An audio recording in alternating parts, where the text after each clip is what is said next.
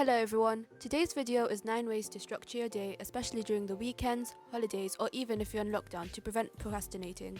In the 5 months of lockdown, I've tried all of these methods which are useful in different ways in order to tackle my unproductiveness and rebuild a routine to stay on track when there wasn't much motivation. The first strategy is a daily to-do post-it. This is simply noting down tasks you need to do the night before and aiming to complete all the day after. Here I've used checkboxes so that incomplete tasks can be moved to the next day. I also try to write the date as it encourages you to make a new to-do list every day, or you end up using the same one for a week, which delays the things you need to do on other days.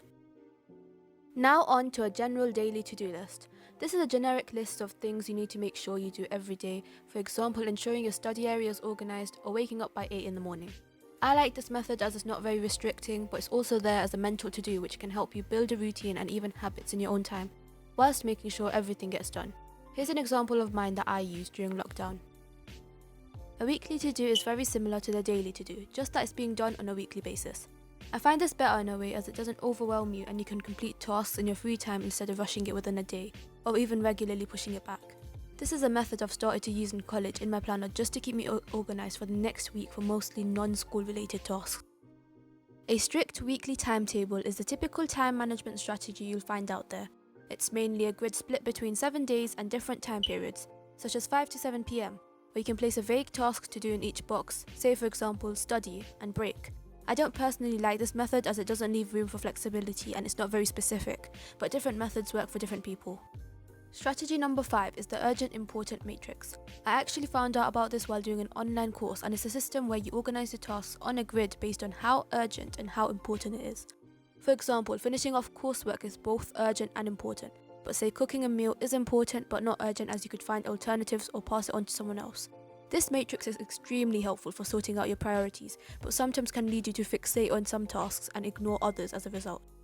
This strategy is one of my favourites. The daily flexible time wheel is a method I came up with myself during lockdown that allowed me to be flexible whilst keeping structure in the day. I'm able to have time to study, free time, time to spend with family, and also just extra, just for relaxing or finishing things not completed throughout the day. It also covers if I wake up late, but makes sure I have solid study time. I strongly recommend that everyone tries this. Next, a general to-do, but this is long term. This is basically a large list of things to do by a set deadline, for example by the end of a holiday.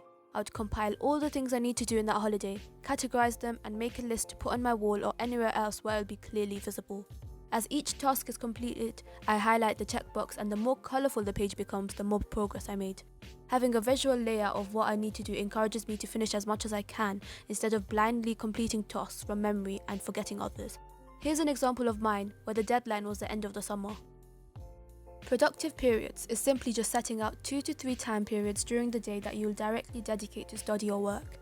Ideally, this would be spaced throughout the day depending on if you're a morning or night person, and for around 1 to 2 hours each. The rest of the day can be for doing anything you like, but this is just a non-restrictive way to stay productive. This method is also flexible so you can move the times around based on other events.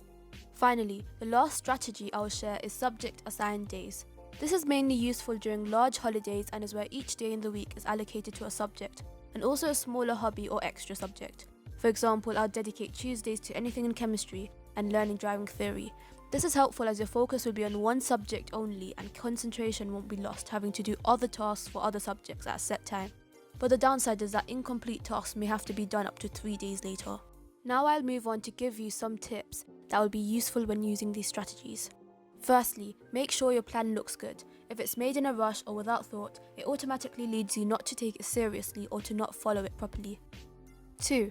Give yourself achievable targets. If they're not realistic, you'll end up with a backlog of tasks to finish that will become overwhelming. 3. Make sure to set yourself breaks in between. I didn't do this before, and in the end I would burn out and take extra long breaks and not study for days as I thought I did a lot of work, but ended up being unproductive as a result. 4. Make sure to prioritise. Finishing unimportant tasks first gives you less time to do what matters and can lead to stress and decreased effort. 5. Have a backup plan. For example, if you wake up late or have a last-minute invitation, staying prepared helps you in the long term. Also try out the plan for a day before throwing yourself in the system to see if you suit it. And that's the end. I hope this video helped you in some way to become more productive, as it has helped me a lot. Good luck!